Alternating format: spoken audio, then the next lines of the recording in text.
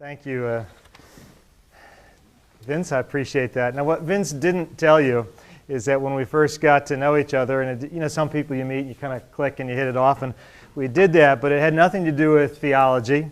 It had nothing to do with religion. It had nothing to do with our faith story. It had nothing to do with faith and work.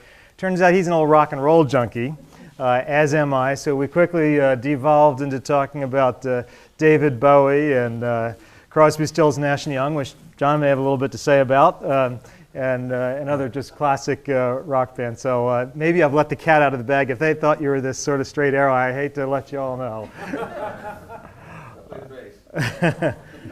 Second, I want to say it's a joy for me to be back here at Wheaton. I have been here on and off over the past 10, 12 years. One person who plays a little bit of the history of your fine school, Bill Pollard, is a friend of mine. He sits on my advisory board at Princeton, also a good friend of John Tyson's. So it's a treat to be back here. I've had the chance of preaching in your chapel once and just being in some of your events, so it's great to be back. And lastly, to Bill and Marianne, to see you both here, that we get together through Howard Butt and the Lady Lodge Forum every couple of years, and which is another organization all about. In fact, the tagline for this organization is work as a higher calling. Not just high, but higher. Fascinating. And we'll unpack some of that as we're here today. So it's a joy. We're going to have a conversation. John and I are so full disclosure, we're personal friends as well as having a business relationship. John sits on my advisory board for the Princeton Faith and Work Initiative, and we each care passionately about this question of integrating faith and work. So whatever your faith tradition, whether you're Christian, Jewish, a tree hugger, or as John likes to say, a bass fisherman, whatever it is, we believe some things. We hold them deeply and dearly, and they shape and influence who we are, and we're going to talk about some of that stuff. But it's also not always easy. You trip your toe. You don't always get it right, and some industries are tougher than others, and we're going to talk about that. I mean, John leads one of the world's largest organizations in the protein business. You may not think of Tyson Foods that way, but in the protein business, beef, pork, poultry, products that roughly, if I remember my stats right, John, about 1 in 4 meals consumed in the U.S. where someone's had one of those protein items has probably come through your business somehow. Comes from us, yeah. Comes from you somehow. So that could be anything from chicken McNuggets to prepared foods, or a chicken or beef or poultry or pork you might make at home. John's also in a tough industry. You know, there's some, maybe some of you might want to go in the software industry where it's kind of a clean industry. You don't have to worry about environmental issues. You probably don't have to worry about immigration issues unless you want to get someone from India on a B1 visa. You probably aren't worrying about health and safety issues. You probably aren't worrying about someone in a software company going home with their arm cut off one day. It's a different industry. Well, John is trying to live out his faith, and through the company he leads, in a tough industry. And we're going to talk about some of those issues. Some, I think, with good reason, the company can kind of stand tall about, and others, frankly, where there's still work to go. And that's what we're going to chat about, some of this stuff. So my job is to be the interlocutor, and that's my 10-cent word, John. It's a big word. Yeah, so in other words, I'm going to lead the chit-chat. We're going to visit some, and I'll ask John, I'll do my Oprah Winfrey imitation, and we'll ask John some questions. We're going to have a conversation. At some point, I'm going to weave you all in. So as you're listening here and hearing what we're saying, if you think some of it's a bunch of baloney and you say, like, hey, come on, that's not what I read in the papers, or I Googled you before I came in, well, we want to hear that, and we'll chat about that. Or if John says something, or if I happen to say something that intrigues you, well, we want to hear that too, and we'll have a conversation. At any time, raise your hand to ask a question. Dave and I prefer that type of interactive conversation versus him and I sitting up here thinking that we only have all the knowledge. So feel free to raise your hand. We'd appreciate that. Particularly if it's a pressing thing where one of us says something that you go, I just don't buy it, or that's weird, or that's odd. Like, raise your hand, and we'll have that conversation. So we can know you. You know a lot about us. But briefly, how many of you are students? Just show of hands. Terrific. Welcome.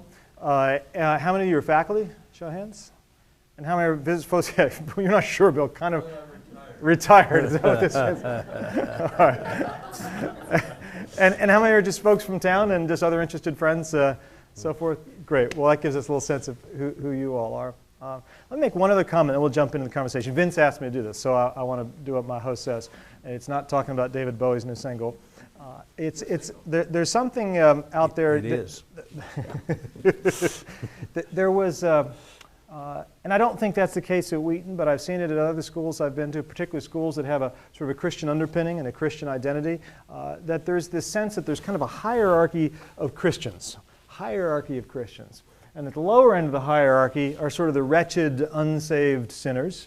And then you move up and maybe you become a saved sinner, and you move up and maybe you join a church, you get baptized, and maybe then you become a deacon or an elder or a Sunday school teacher, and then there's those rare few who are called to preach, and now we're really getting close to the super Christian, right? And what's the ultimate Christian in this hierarchy?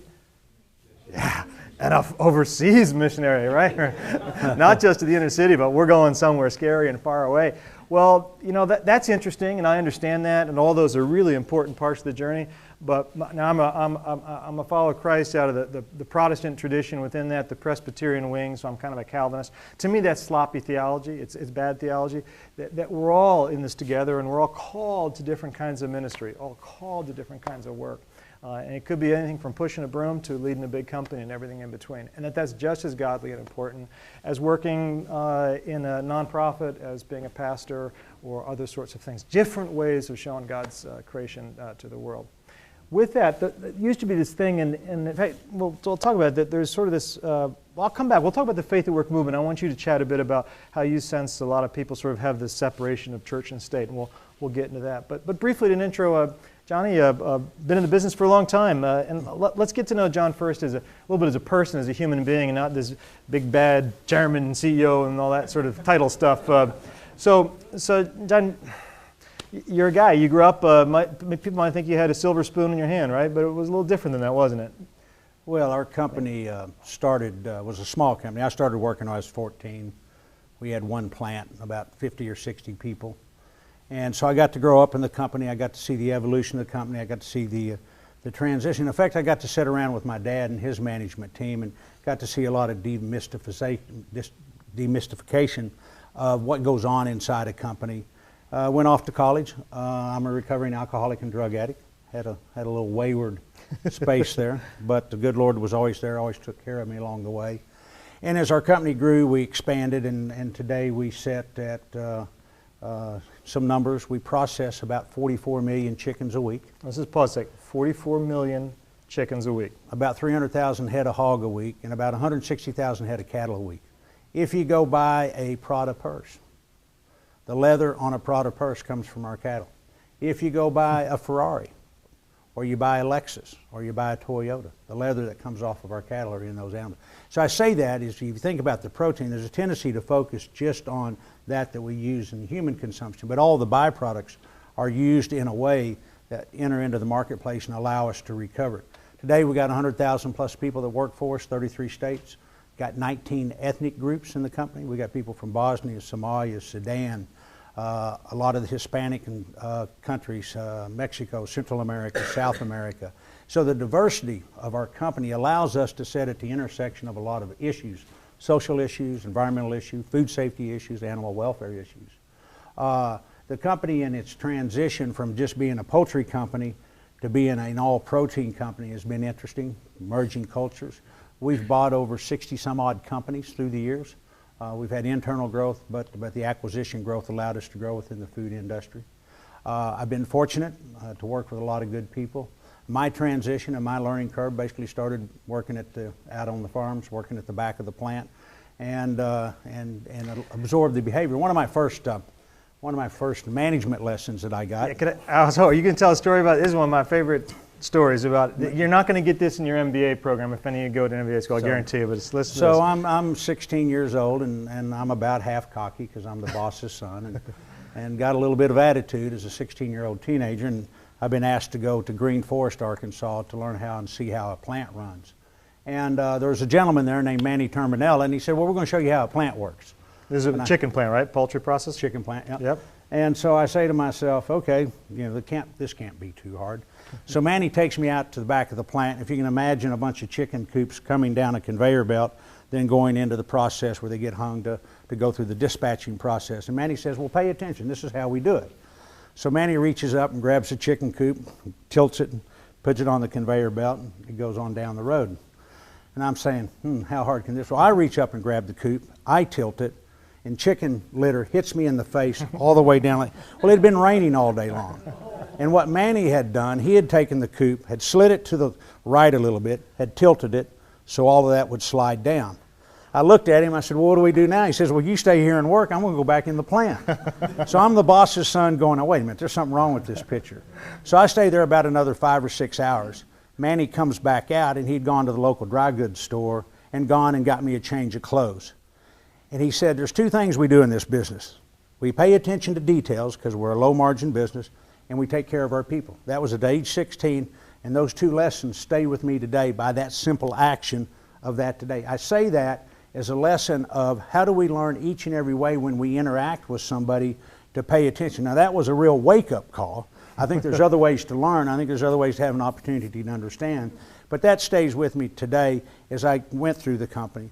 Another thing that was important to me was I got to grow up with my dad and his management team. And I think one of the things that people think there's a lot of big stuff that goes on when CEOs and chairmen of the boards get behind the doors.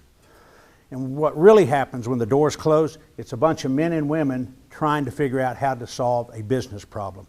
And that took a lot of mystery out of it because we see the doors close and it looks like the big guys, maybe the president of the university and the professors are closing the door and something important's going on there. But in reality, all that's going on is a set of human beings trying to take a set of questions and trying to solve a problem. That helped me take some mystery out of the business world as I got the chance to grow up. I share that with you as a couple of lessons that I had. But for me, the real opportunity is how do we make a difference in the marketplace with our faith? How do we create a mission field where you can live your faith in the marketplace? And at our company, we've tried to create an environment where we call our company, we strive to be faith-friendly. We don't say we're a Christian-based organization. We don't say we're a Christian-dominated. We say to our folks, we're faith-friendly, so everybody can come to the table with their faith. I'm an Episcopalian, and everybody knows that that's my faith. But how do we create an environment in the workplace so you can be your complete person? I don't know how many stories I've read in the Wall Street where they talk about, well, people ride their bicycle to work, they bring their dogs, they bring their skateboard and stuff like that. And I'm going, well, if you can bring your dog, you can bring your skateboard, and you can bring your bicycle, and you can sleep overnight in the office, why can't you bring your faith to the marketplace? Why can't you bring that? Because I think there's a generational issue that goes on. We grow up so much with separation of state and church. You can't have your faith in the school. I think some people translate that that's just an assumed rule in the marketplace, that you can't live your faith in the marketplace. It's not written anywhere. So the evolution of the ideal of how we integrate our principles and our faith in the marketplace is an ongoing challenge.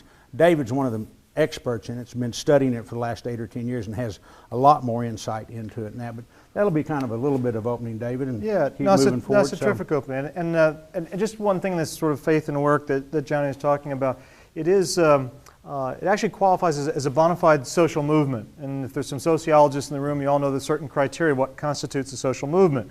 And there's various attributes that I don't need to bore you with. But just like there's the civil rights movement, the women's movement, there's a variety of movements which have changed the force of society. Well, this faith at work movement is a bona fide movement. I know Bill Moore and our friends from Packmore, they're really interested in this question too. How do you take a business, whether it's privately held or publicly traded, and have it serve God? How do you create a context which people can bring their whole self to work? Whether they're an atheist, whether they're evangelical, whether they're Jewish, whatever, how can they bring their whole self to work? And men and women around the country and increasingly around the world, from Beijing to Buffalo, New York, are asking, how do I do that? And can I bring myself to work, and what's it look like? And that's a lot of what John and I think about. And he's very gracious and lets me come up with crazy ideas, and we take him into a little laboratory called Tyson Foods and test them with 100,000 of his team members and find out which ideas work and don't.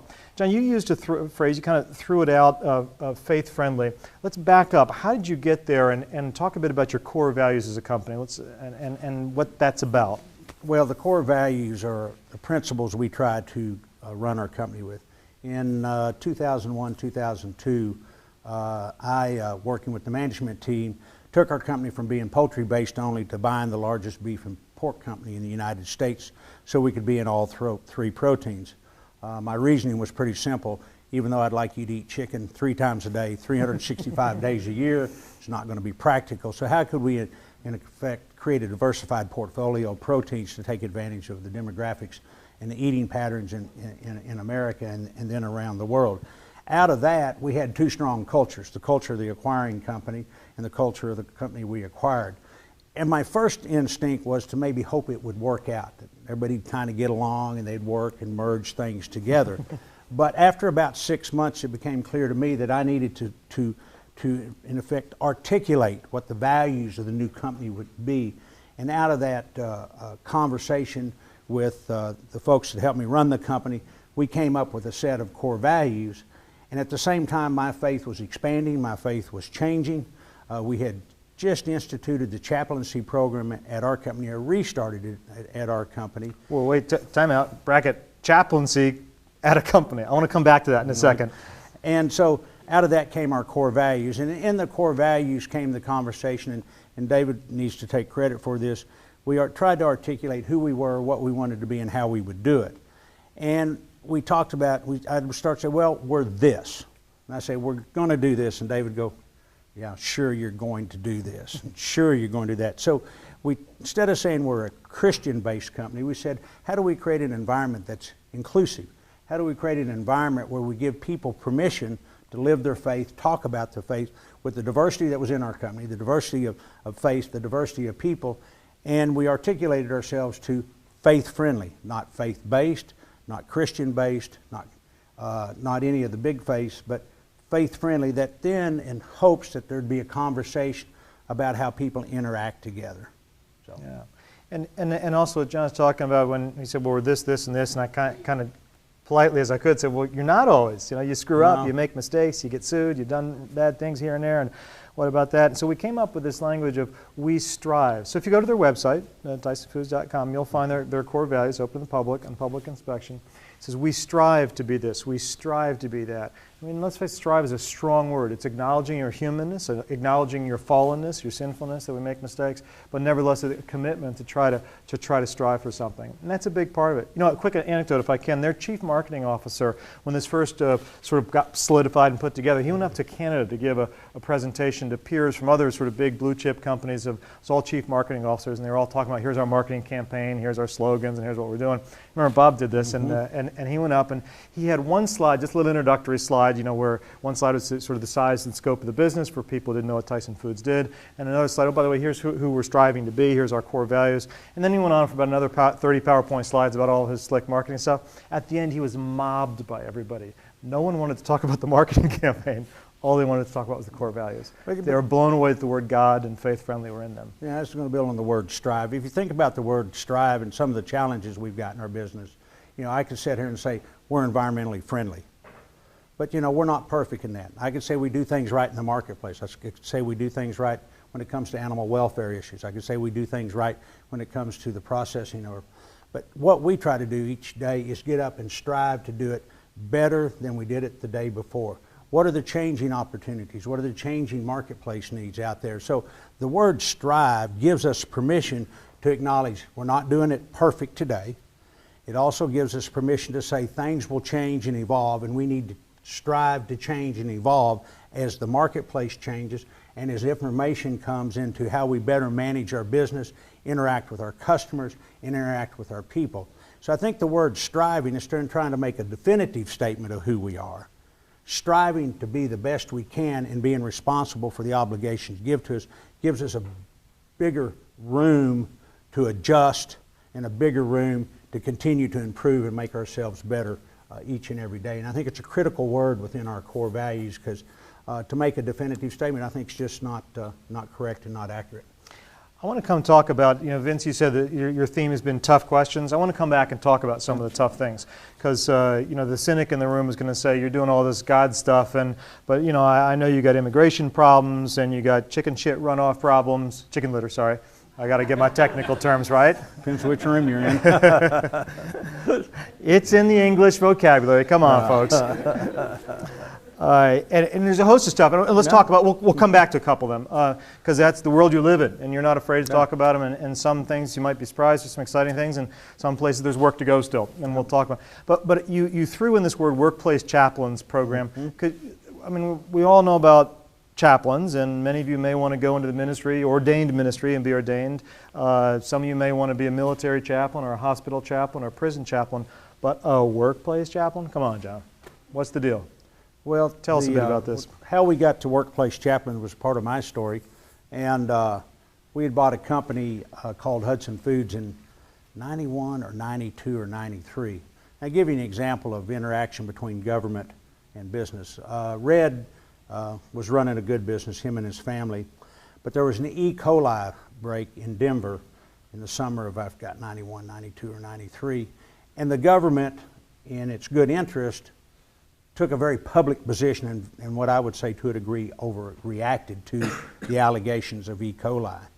And the pressure was so intense on Red, he picked up the phone and called us and said, I'm tired, I want to sell my company, and we were able to buy Red's company. It turned out that the tracing of the E. coli was never traced back to the plant on the markers and stuff. But one of the things the management team did at that time was quickly fire 6 chaplains to save a little money and to pay for the company. So when I got into my position and my faith was evolving and growing, and I was spending a lot of time thinking about, you know, what I should do, where I should go. One of the things that I think a lot of us think about doing is, well, should we take our interest or our faith and go do work around the world? And so I was saying to myself, well, maybe I should go spend some time in Mexico or South America or Africa, a lot of the traditional missionary work. But it didn't feel real to me. It didn't feel like I was going to be fake to go over and say, okay, well, I've gone and done missionary work and like check the box. And so out of that came a very clear statement to me was, well, Johnny, there's this big company called Tyson Foods. There, in effect, is a mission field there. What would that look like? So I took the time and called Alan Tyson, who had been head of the chaplains at Hudson Foods, and asked Alan to come back. No relation, just coincidence, right? Just Last coincidence. Name? Yep. To come back and, in effect, restart our chaplain program. And so Alan came back. We started with 1 or 2 chaplains, and I think today we're up to about 120 or 25 chaplains. It's an evolving process. One of the Did you shove it down everyone's throat and say, corporate policy, this is what I like, you got to do this, or what? Well, that's where there's what we call, CEOs, we call it the flavor of the month.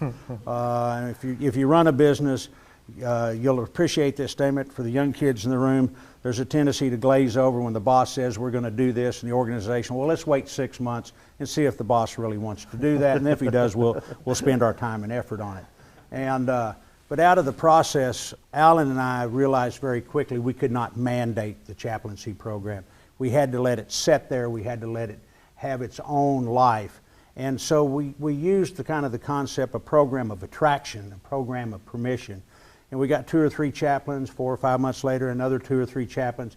In effect, it's got its own life. And I think an testament to our chaplaincy program is that in 07, 08, when we had the first big break in corn where it went from $3 to $8 and everybody in the protein industry was fighting their balance sheet, one of the things the management team chose not to do at that time was to take the chaplaincy program out of the company, because it would have been pretty easy to cut that and it would have been pretty hard. So that's a testament to what the chaplaincy program does, what it carries into the marketplace, and what it does for our folks in making a difference. And it's fun to watch, it's interesting to watch.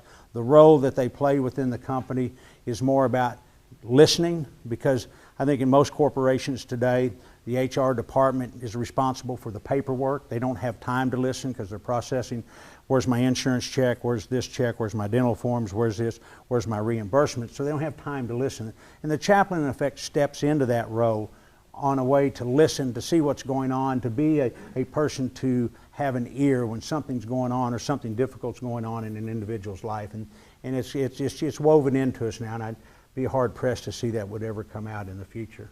And I think that's where you were going. Yeah, exactly right. And yeah, please jump in. What's the confidentiality obligation of the chaplain to the person That's a they're good question, working with versus the company? I don't know if are they an employee of the company? Or? They're part-time employees of the company, and the legal obligation is don't break the law. And after that, all confidentiality stays with whatever's shared with the chaplain up to, you know, you can't hold knowledge that would be breaking a federal law, a state law, a labor law, a safety law, a quality law, or something like that. But otherwise, the confidentiality stays there. Let me ask you, sort of follow up, maybe think of that. Do you ever get people saying, well, hang on, are these chaplains sort of like stools of management, like you're using them to sort of like dull the people's senses, you know, and that you're manipulating people through having these chaplains. Does that ever come up at all? Well, I think kind of a cynical view of it, like, you know. I think it's a fair question, a right question. Most of the chaplains that work for us work in their own church or in their own community, so they're part of the community over here, in effect, pastoring. One of the questions I ask the chaplains is, you know, why do you do this type of work in the marketplace? And to a person, most of them will say, it gets me back to why I originally entered in to do pastoral work, to interact with people, to be involved with people, to offer assistance, whereas now I'm in a church and I got to run the church, I got to worry about paying the secretary. So it's an interesting relationship. The question is there, it always needs to be, but then I think you got to go to the integrity of the chaplains. And you got to go to the trust factor that the chaplains come with their own sense of integrity, their own sense of internal wiring, and from there then you have confidence that you know they're walking balanced, so to say. And on that point, you or the director of chaplain services has fired chaplains, has fired them for either professional misconduct or because they're also not supposed to proselytize. So there's a couple ground rules of behavior, and some people, for understandable reasons, can't abide by certain things, and they have been dismissed. So there is a quality control that goes on. They're not just sort of freewheeling agents. Supposed to be, yeah.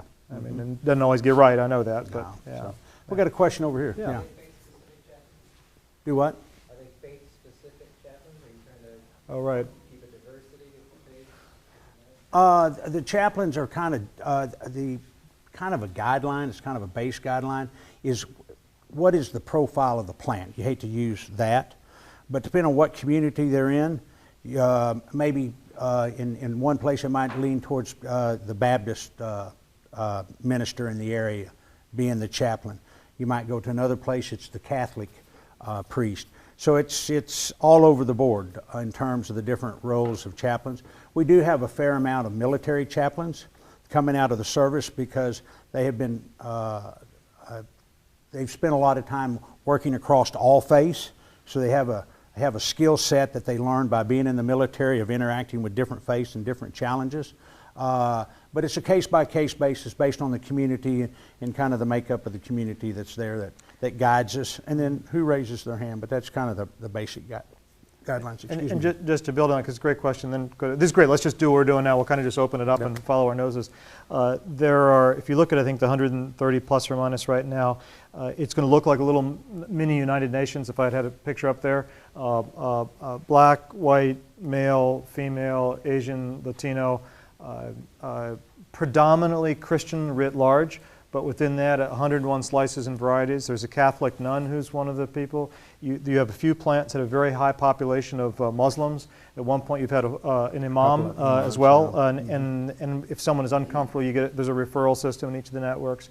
So it's, to John's point, it tries to reflect the spiritual profile or needs of a community. You can't always get it perfect, but that's the design concept. Yeah, and I'm sorry, Bill, then you, just to keep you, if you don't mind. You mainly talked about what they do is one-on-one. Do they do anything in groups? Like, do they organize Bible study groups? Do they have chapel services, like before work, or now and then? Or? The Bible studies and the chapel service would be up to the individuals in the plant if they want to organize the Bible study, and then if they want the chaplain to come maybe assist in that. But for the chaplain to organize the study, we don't encourage that. Their role is to be there to assist across the plant. But then if somebody approaches them and says, I'd like to gain more knowledge or have a further understanding of an issue, sometimes our chaplains will be involved in weddings because nobody has any place to go to. Sometimes when there's an accident in a community, let's say a person has a car accident and they're seriously injured and they're at the hospital, the chaplain will in effect interact with the family because they don't have a faith group around them to in effect provide that. So they step into many roles.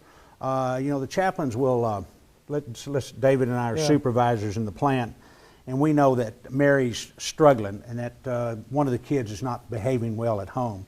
Well, David and I might say to the chaplain, Mary that's working over there in the line 6 over there in the back of the plant, there's some issues going on at home. So what the chaplain may do is go by to Mary and say, hey Mary, how you doing? I'm around if you want to talk. And then just move on down the line. And she may say, well, I'd like to talk to you, not say anything. 30 days later say, hey Chaplain David, you mind if I sit down and talk to you? And so that's kind of the role of the chaplains, is to be available for a conversation, to be available there to take on some issues, maybe to answer a simple question like, my daughter's pregnant. Where would I go to get consulting on that as to how to manage that? So it's it's a role of taking on some questions they might feel uncomfortable asking the supervisor, or they might feel uncomfortable asking one of their teammates, and the chaplain provides a safe place and a safe place to go for Q&A to start with and to see where it leads to. Well, here's another example. One of the times I was out visiting Chaplain Allen, the head chaplain for all the chaplain services, and we were driving somewhere. And in the car, he said, his cell phone rang, excuse me, I got to take it, sure. And it was a Latina woman who was being sexually harassed by her supervisor in one of the plants. She was terrified to go to her, to sort of go through the normal sort of HR channel. So she called the chaplain and said, can I talk to you? Here's what's going on. And they kind of worked through, here's a game plan, because obviously this is not right. We need to fix it, but how to protect her in the process. That she felt she could go to a chaplain, it would be safe, whereas if she went to the normal line management, it wouldn't be safe. So things like that kind of come up. They go, wow, I never really thought about that. I think, sir? Yeah. So I had a question there when you mentioned about proselytizing. I've been involved in some situations in my own job where, you know, it's supposed to be faith friendly, and what that means it's okay until you say God or you say Jesus, and then all of a sudden it's not faith friendly anymore. And, you know, I find it kind of interesting there, because it's almost, we want people to have faith, but we really don't want them to bring faith to work, right, and show the thing. And I guess when you talk about proselytizing, where do you draw that line? Because some of the areas I've been at, it's actually been people who say I'm Christian, yet they come and see me because they're actually stealing from the company. And, you know. So it's a confessional moment. Yeah, we have a couple of things here, not mentioning just a work violation, but a faith violation as well. Can I say something, chime in, John? Yeah. I should quickly point out, Tyson Foods' model of workplace chaplains is one of many. It's not the only model, and it's not necessarily the right or the wrong model. It's just what they've chosen with their critical scale and mass. Bill has a chaplains program at Packmore with 7 chaplains, I think, spreading over two plants. There are chaplain services agencies, just like you can hire a temporary secretary or a temporary software worker. You can hire companies that will provide trained chaplains for you. So there's lots of different models. Some are much more overt about the chaplain sharing Christ with people. Some are not. So there's different models. Some, to the earlier question, are interfaith. That they say, well, no, I'm an interfaith chaplain. They refuse to let you know what their core tradition or belief is. So it's all over the map. In fact, I'm writing a book right now on workplace chaplaincy and researching all these different models. So just the PS that this is one model of implementation. And the other point on the proselytizing, I think John's, correct me if I'm wrong, but one of John's core hopes is that people will feel free to talk about their faith, but not shoving it down someone's throat, not having religious harassment or quid pro quo, which is just like sexual harassment and quid pro quo. So to have some careful protection boundaries, but within those boundaries are train tracks so people can talk freely about Buddha, Allah, Jesus Christ, his Lord and Savior, whatever they want. When we wrote our core values, and they were first put up on the website, within 24 or 48 hours, we got a question that says, you're a Christian organization, there's no room for the Muslims, the Buddhists, the atheists, the agnostic, and just went down the whole list here.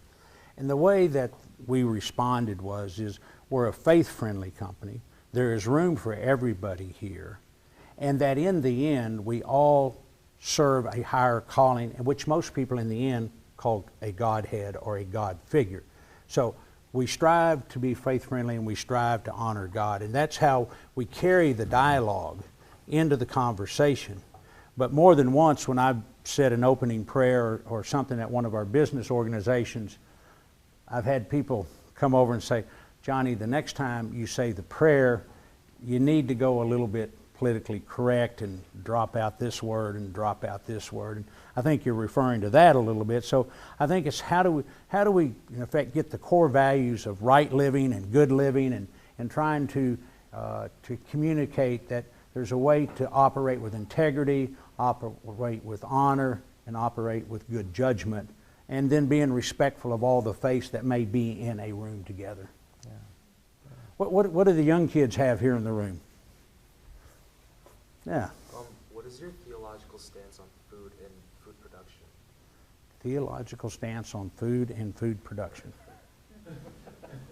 I have been given an opportunity and an obligation to produce food in the safest way, in an economical way that provides the best food value to have a chance for people to feed their families in an ever-growing and expanding population. And I've been given that responsibility to do it in a way that my actions would honor God.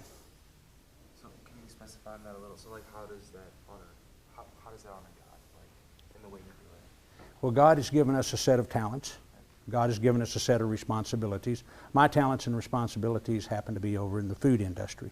So we apply our knowledge of making sure our folks are treated well, making sure our folks that when they go home at the end of the week, they then can take care of their families, they can take care of their dreams, that then we're responsible to the environment, we're responsible to the animals, we're responsible to safe food products.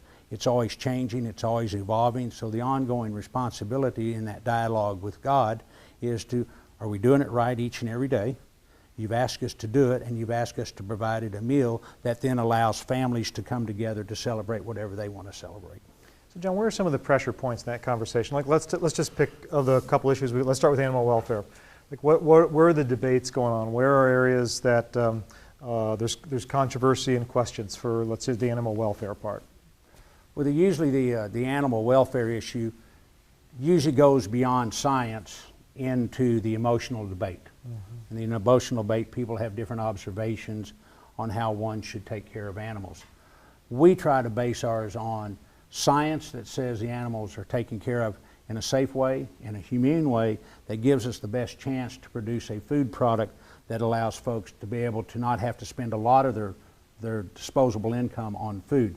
There's variations of that. One of the hot button issues now is what they call pens for hogs. Mm-hmm. There's several ways to do it. The science on either crates or on open pens. Mm-hmm. When you look at the science, you look at the safety, you look at the animal behavior inside both of those type of operations, will give you different answers. Mm-hmm. But the science doesn't say one way is humanely better than the other one. Mm-hmm. And actually the conversation leads to about a tie. Mm-hmm. So then you get into the emotional debate about this one versus this one.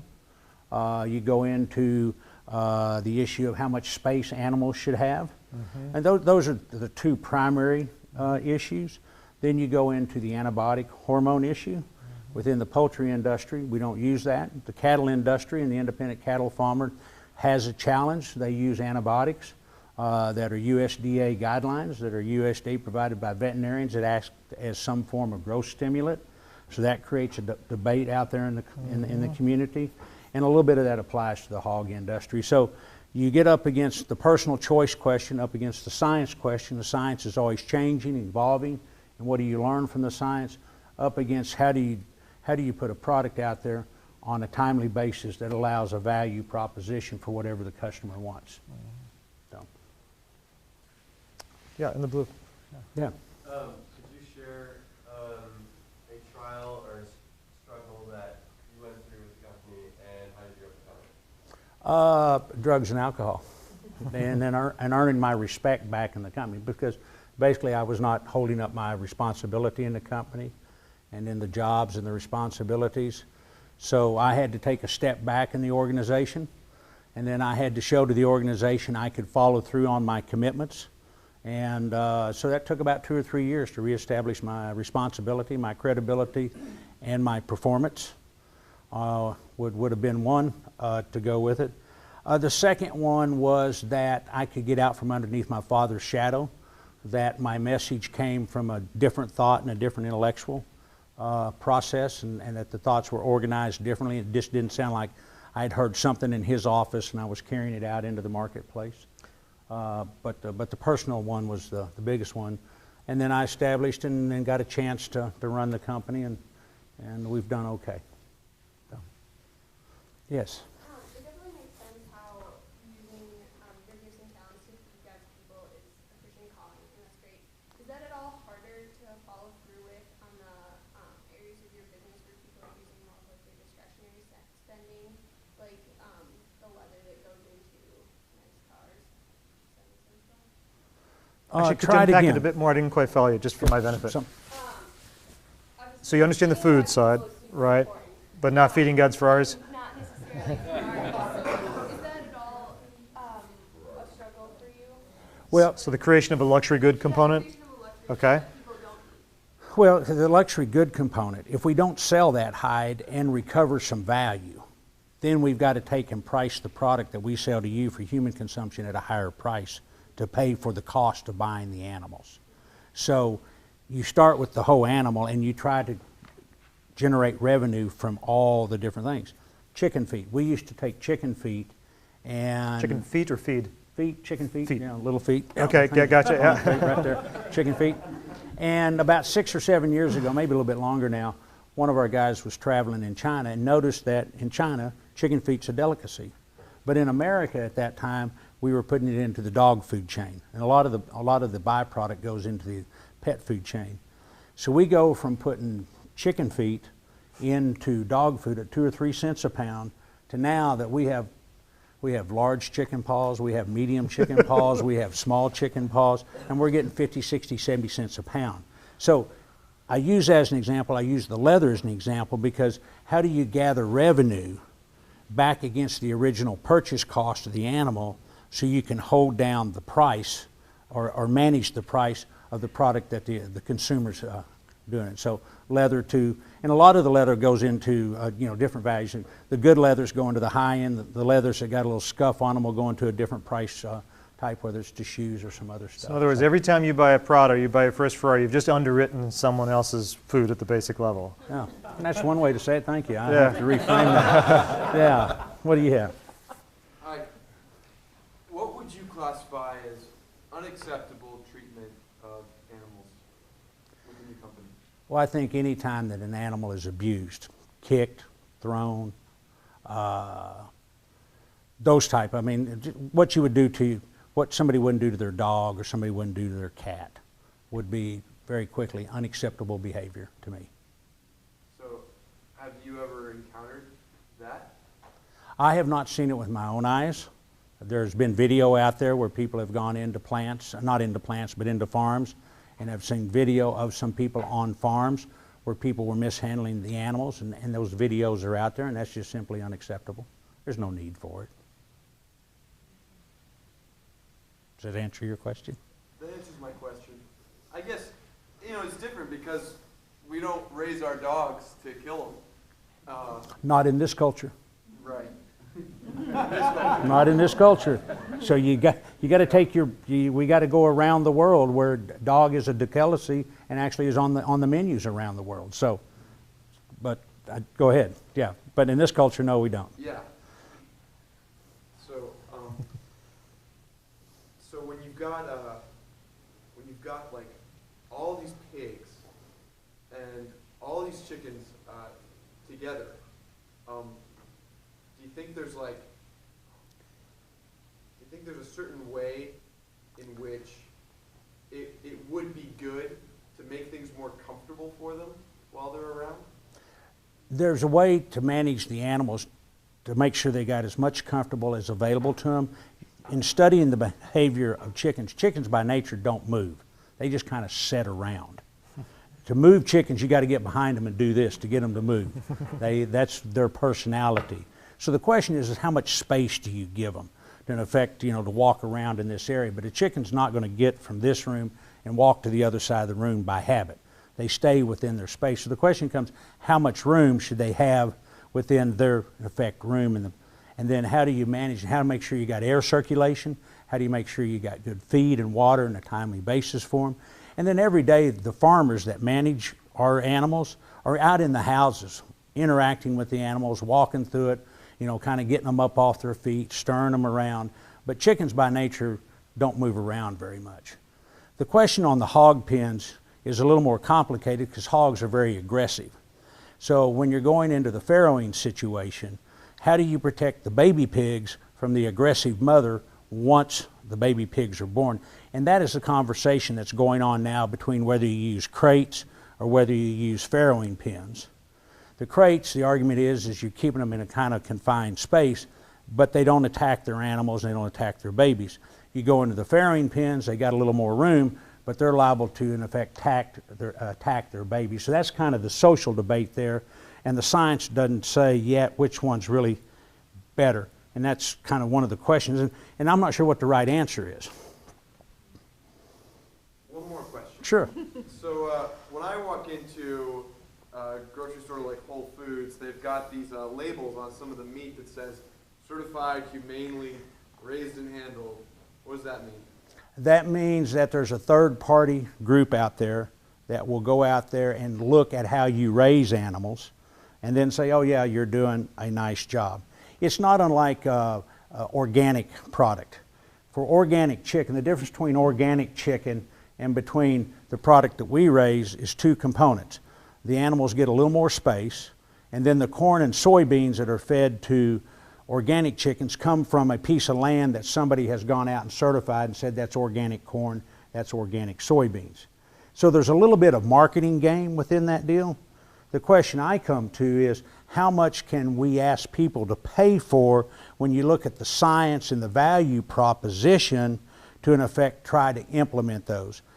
This country's very blessed, and we have a lot of food, and we waste a lot of food. The amount of food that we throw away from restaurants and by some of the regulations around is pretty staggering. And you try to get over into Africa and the third world countries, and how do you figure out how to feed folks there that are just now coming up in economic opportunity? One of the biggest challenges that I see is Africa is starting to produce a little excess grain.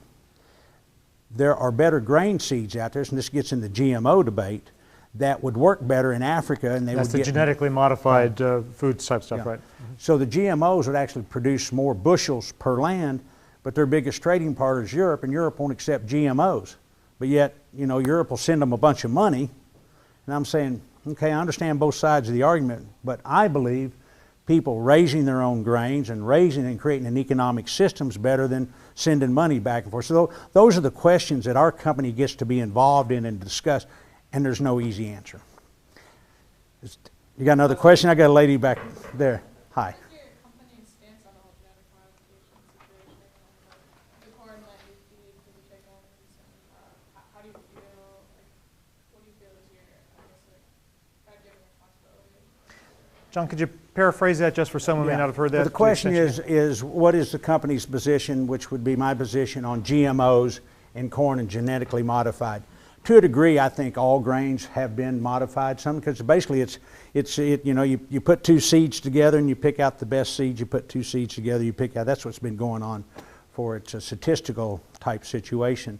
You know, GMOs, I think, have demonstrated around the world that there's an opportunity to increase production to feed the ever-growing population increase and the ever-growing economic increase.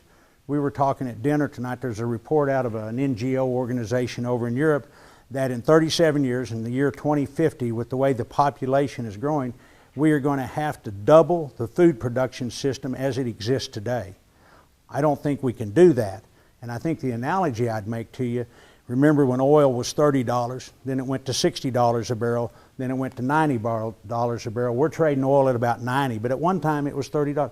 You're getting ready to see maybe that same dynamic happen within the food industry if we don't solve some of these problems on trying to answer and anticipate a world that's getting more economic dollars to spend.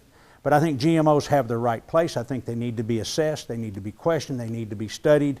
But I do believe they have a role in trying to feed a changing population and a population that's getting more disposable economic dollars. Have you guys considered the French study that was recently released? Have we considered what? The French study that was recently released. The French? Genetic modified corn, they have the rats, the increase about 50% in cancers. I've not seen that study, so I wouldn't want to comment on it. So I'm uninformed about that. There are different studies out there that I think we can find that would support a GMO argument, and there are studies out there that raise concerns that we should study and try to understand. But the one that you're reporting about, I've not seen that one or read about it. But john.tyson@tyson.com, send it to me, I'll read it. Yes? You mentioned Africa, and I was wondering, do you have any influence in Africa right now, and do you think or advocate for the African people to do local farming to convert to more large-scale commercial farming? I think the challenge for us in the Western world is to figure out how to scale down.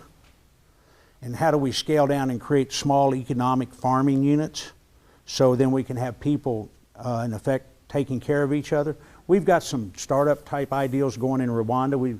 we're in a project where we've got some chicken houses, and the ideal is to have commercial hens laying eggs, so then in effect we can get eggs into the population for protein. We're about 2 to 3 years into that.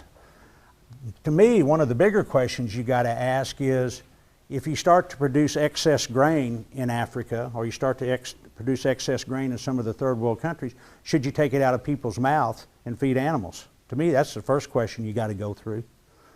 You know, so if you start for someone who doesn't understand the food chain, what do you mean by that? Well, instead of feeding the grain to the animals, so you can have a boneless, skinless chicken breast or a buffalo chicken wing or something like that, should you not make sure there's plenty of grain to feed more numbers? Mm-hmm. And I think that becomes the question. So you got grain, human feed versus animal feed, essentially, and then you've got the water issue, and you've got infrastructure issues. So that in effect becomes a question inside the conversation. Yeah. Yeah, Mr. Tyson, you said that your company is faith-based. Mm-hmm. And actually, if I can interrupt, he said faith-friendly, not faith-based. David corrects me all the time, because I'll say faith-based also. Yeah. Sorry. For being faith-friendly, how often do you guys have religious conflicts within your organization? And with you being a Christian, how do you deal with that, since you're coming from a Christian background, but you're faith-friendly? And so if it's between different religious conflicts, how do you deal with that? Well, I'll give you. Can you paraphrase just for the camera there? Yes. The question is how do we handle religious conflicts within the organization? And then me being a Christian, then how would I handle it myself? I think one of the classical ones, a misinterpretation, it still floats up about every Labor Day, is an issue that happened at our Shelbyville, Tennessee plant. It's a large Muslim population. And about 5 or 6 years ago, it got out into the press that we had taken the Labor Day holiday away from the plant and had given them the Muslim holiday as a holiday. And some people got upset about it. What they didn't understand was the dynamics of what was going on in the plant. It's a union plant. The 11 representatives, I think there was only one Muslim of the 11. But the plant is a fresh plant. And so they work on Labor Day because they have to get fresh chicken back into the grocery stores to replenish from the holiday. And so the union voted and said, well, if we're working Labor Day anyway, and have been working for the last 10 or 11 years, they said, well, yeah, we'll just move our holiday to this holiday. And it went around that we were un-American, that we were unpatriotic. So that was one example of where people didn't understand. It was a local decision made at a local issue, and the folks in the plant decided based on the union representation and how they wanted to run their plant. So each plant has a different situation. Religious conflicts show up. One of the ones we have is I forget where the location, we have a large Somalian population, and we have female supervisor. Somalian men will not look women in the eye, and they will not take an instruction from women. How do you get around that? What do you do? How do you have it's a cultural issue. There's no disrespect being shown, but it's culturally an issue. So how do you have the conversation? How do you have the dialogue? Those are the nuances that pop up. There's probably as much. Some of those cultures are shaped by religious identity, just like our country is shaped by religious identities. And so that's where the workplace chaplains often are the ones that, kind of like old day anthropologists, that they understand the conversation, which as sort of a white male Protestant, I'm not going to get, or Johnny may not get. So they help translate that, so it's not just bad behavior. It's like, okay, there's a cultural dynamic. Nevertheless, they're in this country, and there are laws that have to be followed. How do we get there in a way that can work for both the men and the women? You've also had, John, I think people from other countries bring their local wars from wars into the here, plant, even within the same religious tradition. So Muslims of different types is one example where they had to learn to live together. They were importing their conflict with their conflicts from the country they came from. We get a lot of first generation, or not first generation, the generations that leave when there's political instability going on in a country. One of the first migrations of people is when the Vietnam War ended, and people were being airlifted out of Vietnam, and they were airlifted to Fort Chaffee, which happened to be in Fort Smith, Arkansas, and they started to transition into the plant, doctors and lawyers and educated people. So we see that. We've got people when the Bosnian conflict started. We had people coming out of Bosnia. We got people from Sudan, Somalia. So we see a lot of the best and the brightest coming out of some of these political conflicts.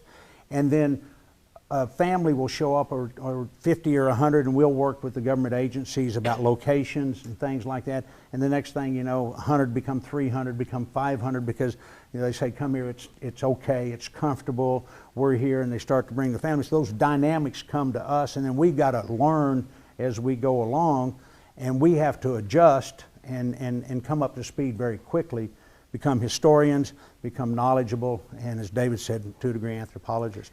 And some of those then are not as educated, though. He had his hand up just first, to and I'll come back to complicate you. it. Okay. Yeah, go ahead.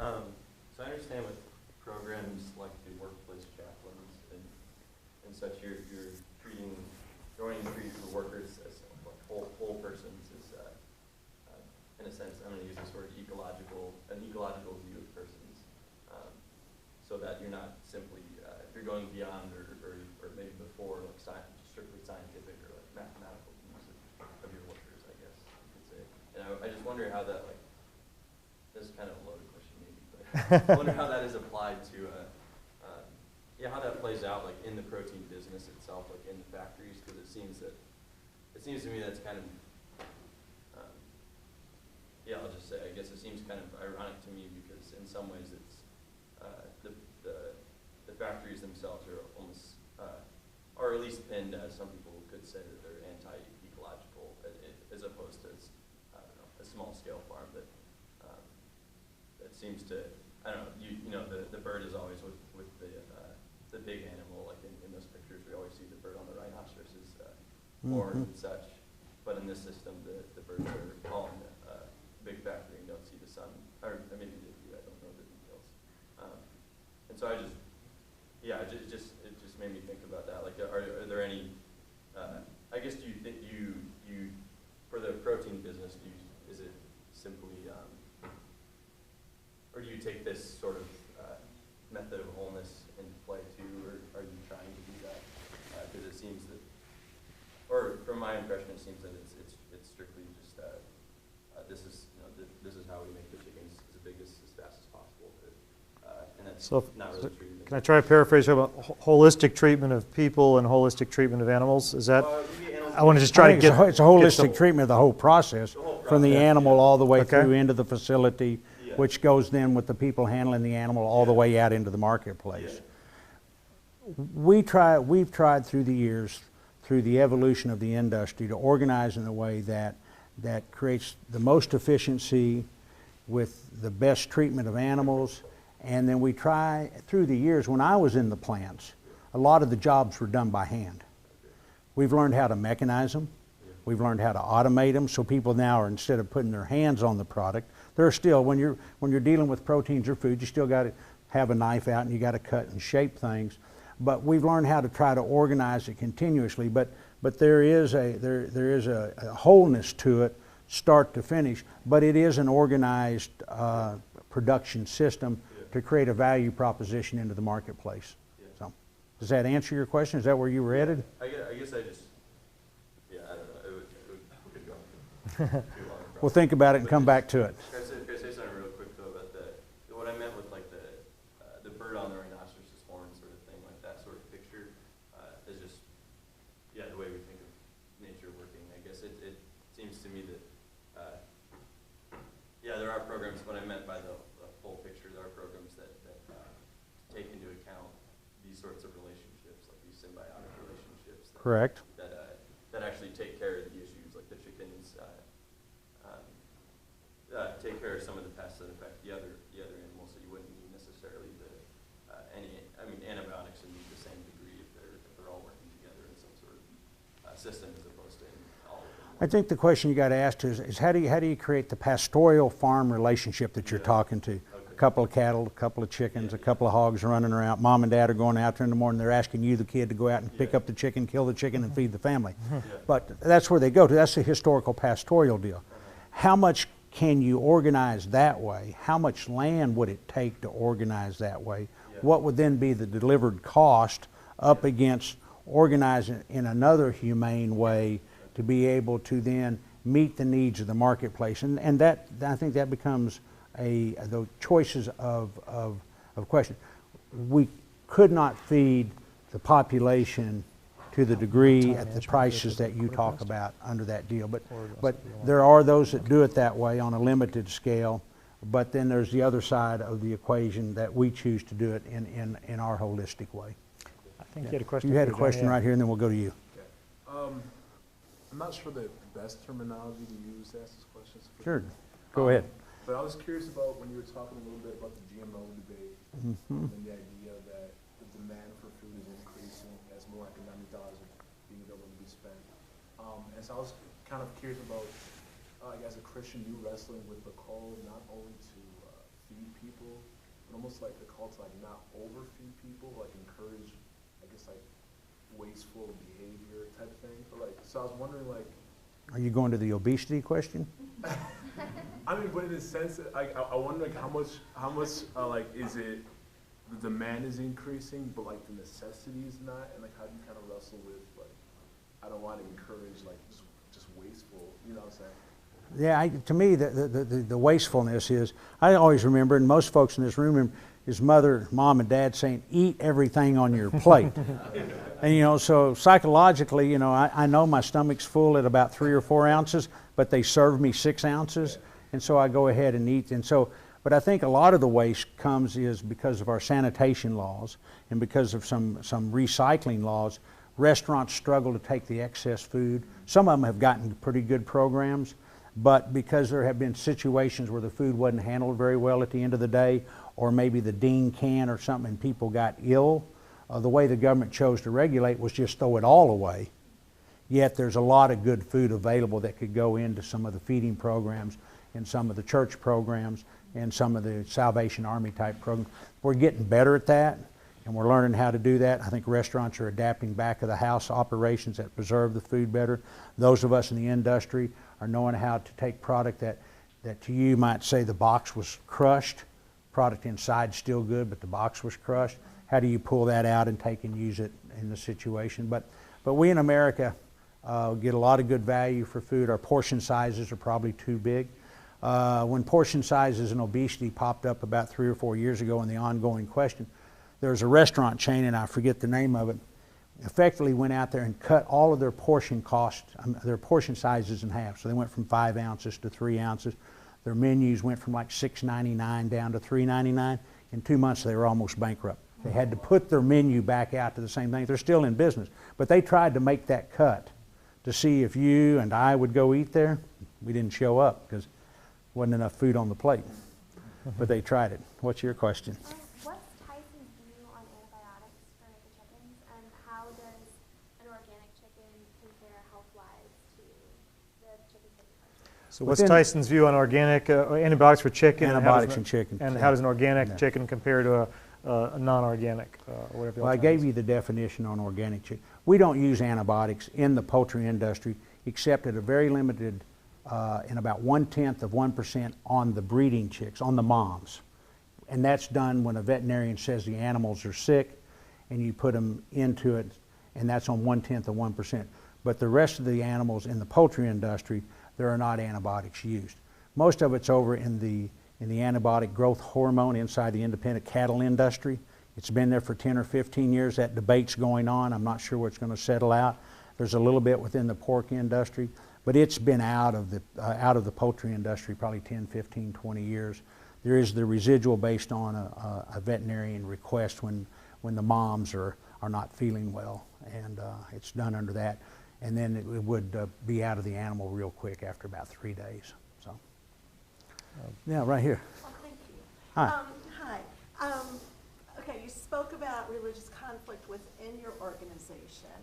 I'm thinking of religious conflict with the government, such as what Hobby Lobby is dealing with. But it's a big legal suit. So, have you had any conflicts with that, or what are your thoughts? I think one of the primary differences between us and Hobby Lobby is we're a public company, so it's an easy answer. It's an easy public answer.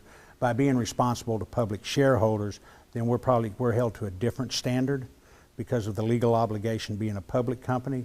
Him being a private company has some different choices. we were having this conversation earlier on. I think sometime in the future, if the theory is, and I think I'm right, there's lawyers around here, but you have the right to not hire people who are smokers.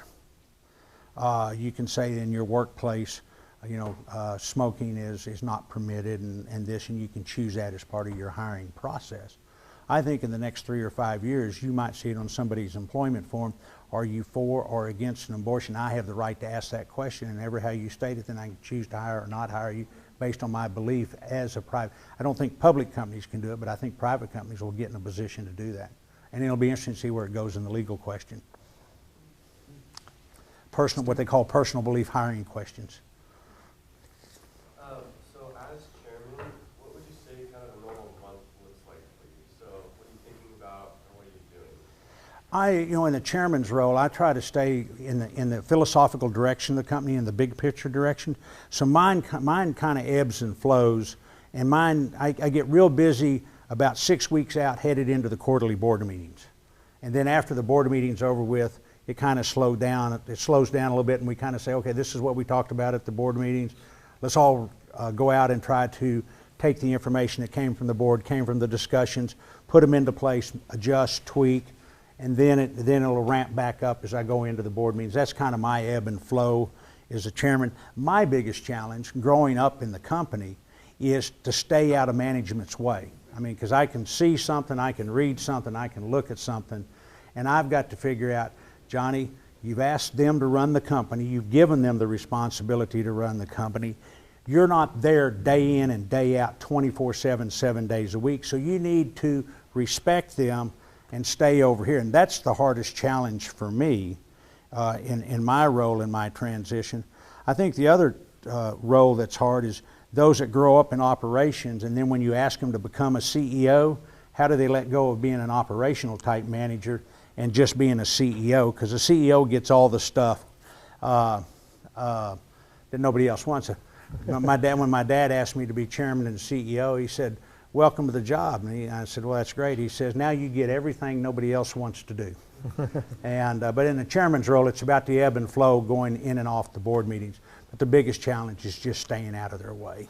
And if I could add, those of you who are going to go into leadership positions in the corporate world or any sort of organizational life, I think the outsider's view, and I think when I was back at your age, that I thought the higher up you went, like the cooler it was, and the more prestigious it was, the more money you make, and life is easier because you just tell everyone else what to do. Well, you do make more money, that's true, but about everything else is wrong. That essentially all the problems that couldn't have been solved at levels lower than you get escalated up. And by definition, all those problems they're like all the excellent hard questions many of you are asking. Like, well, what do you do? And there's not always quick and easy, facile answers. So I think it's the chief problem solver of the issues no one else wanted to touch or was able to solve, and it's heavy shoulders. Yeah. I want to speak before your question. Speak, to the students here in the room. One of the things that I see in my company is the challenge or the burnout when kids are 28 to 32. Yeah. We see a lot of kids that come in, they go to school, they get the degree, they go to work. And then they get to age 28 to 32. Some of them are real happy in the organization and want to stay there. Some of them are going, and Phil Knight and I were talking about this. Phil runs Nike, and we were having a conversation about this one night. And the question was, what's really happening to these kids 28 to 32? And the real question is the kids did not take advantage of their college years. They didn't touch all of their emotions. They didn't touch all of their feelings. They didn't touch or they didn't explore. They said, I got to go to school, I got to get my degree, and I got to go to work. And they get to age 28 to 32, and they're miserable. He was talking about people having great jobs at Nike, and they were miserable there. And there's three things that happen. Some of them who know they're doing what they want to do go on. There are those that will just go sideways. They just start to drift on you. They kind of give an effort. And then there are those that have the courage, along with their significant others, say, we're not happy here, it's not what we wanted. And they take the decision to say, hey, we don't want to be in the corporate world, we're going to go do ministry work. So I encourage you all, while you're here in school, and your parents probably don't want to hear this advice, is do what you want to do, touch what you want to do. If you're studying accounting and you think you wanted to take an art class, go take an art class. If you're in an art class and you think you like accounting, go take an accounting. touch those feelings, touch those emotions. So you've brought that into your whole being, so that when you go into the marketplace and you enter on your path of what you want to do, you've tried to remove as many doubts or questions about it is who you want to be. So I encourage you to do that as you work your way through the college process. You had a question. Yeah. So on your website, you say that you strive to be stewards of the land, the environment, and animals. Correct. And I'm just wondering about your specific ethical stance in that, because I know this is talk about ethics. So I know you've lumped these two categories of emotional and scientific, and say you don't want to care, or the emotional is not your priority, it's about scientific production. Your primary ethic, I take, is for the consumer, providing the cheapest. No, I didn't say that. I said that's the question. Okay, yeah, Okay. right. So your care is for the consumer, providing the cheapest food for the most amount of people. And so I'm wondering if you could give your personal ethic about animal treatment and about specifically treatment of the environment in the face of the global ecological crisis, global warming, climate change, what have you. And does that differ in any way from your company's policies and actions? Does that question make sense? The question, they don't differ because my name's on the door. Okay, great. So can you give your company's personal ethic? So to me, the question of the environmental question is how do we manage the animals in a way that's healthy for them, that's healthy for the environment? When you have a set of animals, you're going to get a set of chicken litter. A chicken litter, in effect, is an organic fertilizer. So then the question becomes is, how do you manage the organic fertilizer in a proper way for land application, because it has nitrogen, it has phosphorus in there, which in effect will grow hay to feed the cattle. Now, a farmer is going to put a fertilizer on their land. It could be a chemical-based, petroleum-based fertilizer that you can go buy 5-gallon buckets at a source. So the question comes back again to the human element of proper management for proper loads of nitrogen and phosphorus onto the ground. And that is an educational science, and then how do you make sure you do it at the right time in the right place? If you put a fertilizer next to the stream on a big rainstorm, well, it's going to go, that's stupidity. So the question comes back to knowledge, science, and then the human issue of manage it in a proper way. Okay. Does that answer that part of the question for you? So your definition of stewardship would be management of property. My definition of stewardship is, yeah, you're given a set of responsibilities, and you have to manage them in an ethical, moral, and right way. Who would you say your responsibility is to, if that makes sense? My responsibility is to my neighbors and the people I live with. Okay, so not the animals. Huh? So not primarily the animals. Your responsibility is primarily to your consumer. No, I said to my neighbors and the people I live around. And so if I'm taking care of my neighbors, that means I got to take care of the animals in a way where the animals would not interfere with my neighbors. Okay, that makes sense, yeah. So, Does anyone, quick, yeah. quick little etymology quiz. Anyone know the root English root of the word stewardship? It's, you know this, Johnny? No, I was getting ready to learn something, Professor. Oh yeah, there we go. So, well, and I learned this from my professor, so I can't. Okay. Stewardship is the ward of the sty, ward of the pigsty. Back in Middle Ages English, the people who were, wealth wasn't money in the bank. Wealth was how many head of cattle you had, what your livestock count was, and usually the owner of all that wasn't out being the operational COO. He was sort of just enjoying the fruits of someone else's labor, and you picked the person that was most trusted in your household to take care of the pigsty. So the ward of the sty, the steward, is the most trusted person to take care of your asset profile, which then was cattle and livestock. How much time we got, and how do we need to wrap up? About 5 minutes. Okay. And when we do, John, I thought when we wrap up, I would wrap up with a little story about Johnny Lee and the values card. Okay, I'll leave that up to you. Do you have a question, Professor? I do. Okay. You mentioned one of your plants, and you mentioned that it was a unionized plant, right? Mm-hmm. So of course, the question of unions is one that some people love unions, some people hate unions, right? So,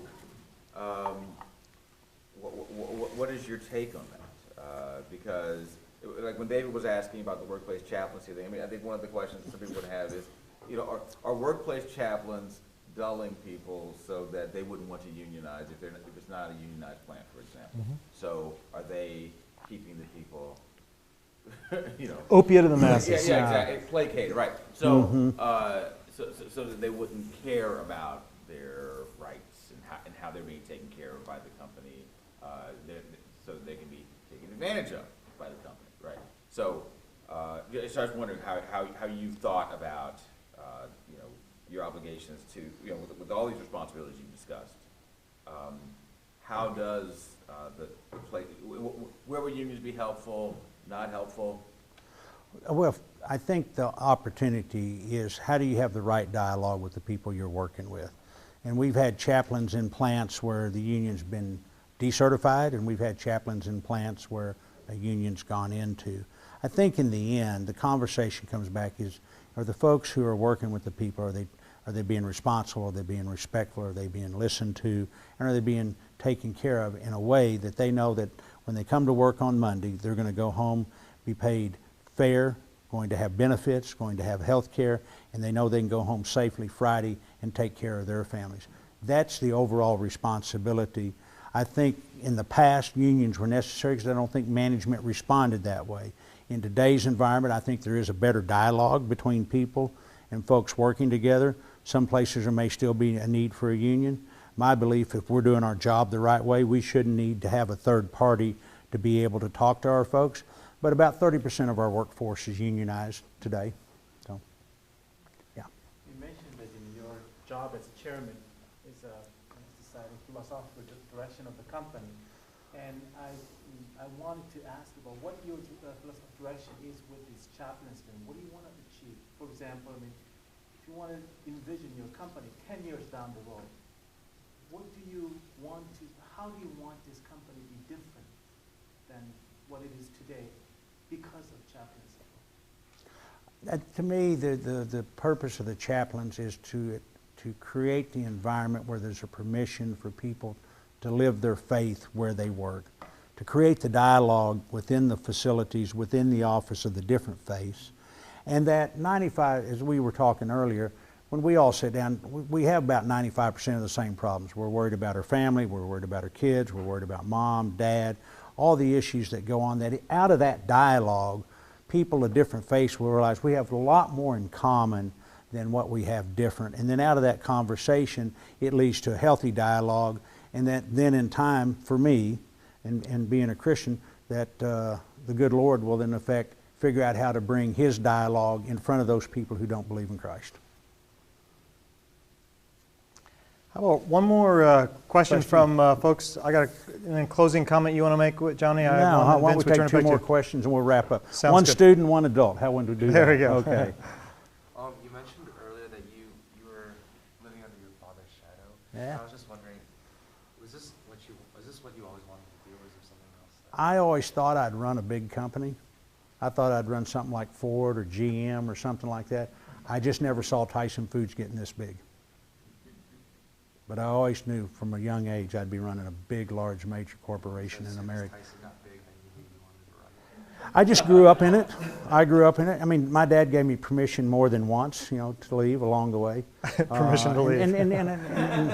And the dialogue was, in the end, my responsibility is to make sure I get a fair return on the family money. And he said along the way, maybe one of these days you won't own the poultry company because you can take those set of assets and get a different return somewhere else. But I think the greater opportunity for our company today is we're in the middle of the debate of the questions we've been talking about today. How do you feed people? How do you address GMOs? How do you address farm issues? How do you address animal issues? How do you address environment? We're in the middle of that dialogue, and what more exciting time to be in a company and to be part of a management team where you're at the table trying to address what are perceived social issues, what are perceived how do you feed. To me, that's an exciting place to be. Big problems, no easy answers. To me, that's really exciting to be in that dialogue because we are a leader up against the animal protein industry, not only there but perceived around the world. So to me, that's pretty exciting if you think about the opportunities there, besides making sure we run a business each day. So the big word right now is sequestration. Yeah. And the news channels are working overtime to tell us what's going to happen or what might happen. And I saw a chicken processing plant and they said, oh, we're going to have to close because there won't be any food inspectors. You know, how does that affect you? It'll be on a rotating basis. We'll probably run 4 days a week instead of 5 days a week. Cost will go up, product will back up, price will go down for a while, then the price will go up and the consumer will pay for it. So, one more question? Yeah, right there, Scott. Yeah, what's your view of, talk about stewardship, we talked about animals, we talked about GMO, about finance, profit, right? I mean, profit's a bad word to a lot of people in business, right? So, or outside of the business. So, what about profit? How do you handle that? How are you steward with that talent that God's given you, right? Well, I think it's, how do you get a fair return on your money, and how do you then take that fair return and invest it in your money back in. So for us, getting a fair return, and then if we can take that money and go buy equipment that takes a tough job and make it easier, is one of our first responsibilities. Making sure we're a good neighbor in the neighborhood, because we're usually the largest employer in small town USA. So what are we doing in the neighborhoods to make sure we're helping with the issues of the local deal?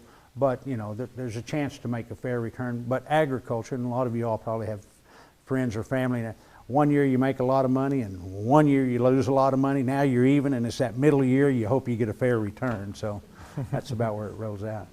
Johnny, any last thoughts you want to give? No, David, I'll let you wrap. Thank you all. Well, yeah, first, thank you.